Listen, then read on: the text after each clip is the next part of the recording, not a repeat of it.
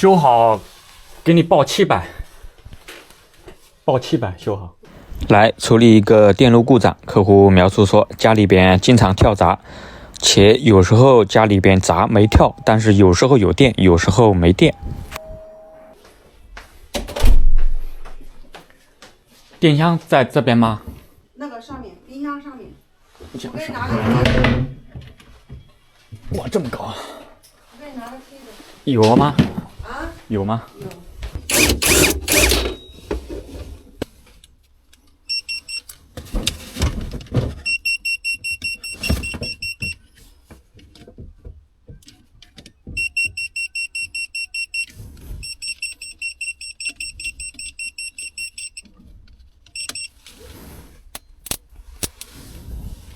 经过初步判断，空开上端并线的地方有虚接的现象，刚刚你们也听到了有吱吱的声音，且几个空开左边是有电的，右边是没电的。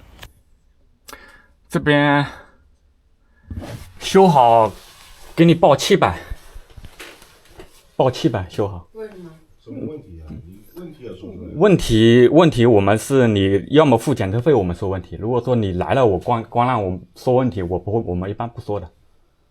也就是说，如果说现在你要么就是说坏了呢，你总得要跟我讲吧。坏了，我们一般不讲。如果说你付检测费，我们讲。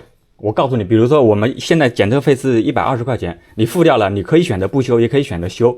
你不修的话，那就付120块钱检测费。我告诉你什么原因也可以，是这个样子的。如果说那你到时候，那我要给你这么多钱，你等一下啪，马上好了。这是我的技术问题，我电工就是混这口饭吃的，你不要说我啪弄好了，对不对？是吧？700块钱你。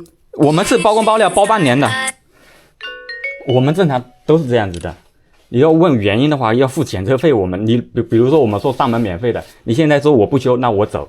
你如果要修的话，想知道原因就付120，你不修也行，修的话那还是我给你报个700。你如果实在说嫌贵的话，那我最低给你让到600，给你包修好，然后还保你半年。有任何问题你随时联系我，我们照常来，就是这样子的。所以说你们看。修这种现在你要过年了，正常的这个价格还算可以的。我们平常的话，基本上来的话都是300多起步修电路。那你先给我盒子装好不？嗯，好。看来客户嫌贵不想修，那么咱来之前就说好了，没有上门费，只有检测费。既然客户也不想知道结果，那咱连检测费都不收，就直接走吧。不管怎么样。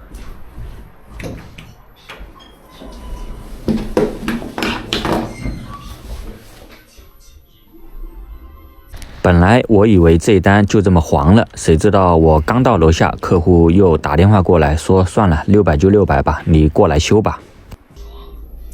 又打电话给我了。好了，不要拖，我老早就讲了。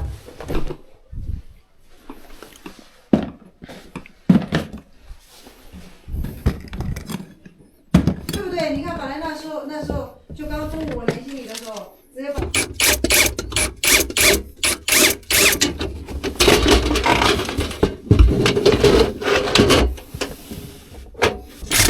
忙着，同行又给我打电话过来，向我技术求助了。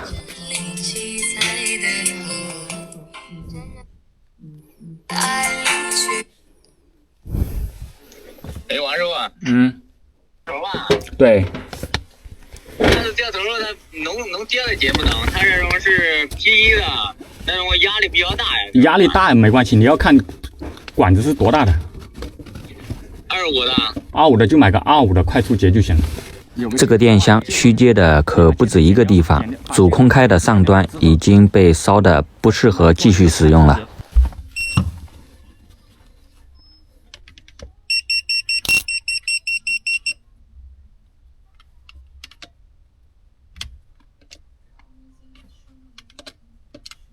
咱把主空开换掉，然后把后面的分闸上端的并线全部用螺丝刀拧紧一遍，这个活那咱就算处理好了。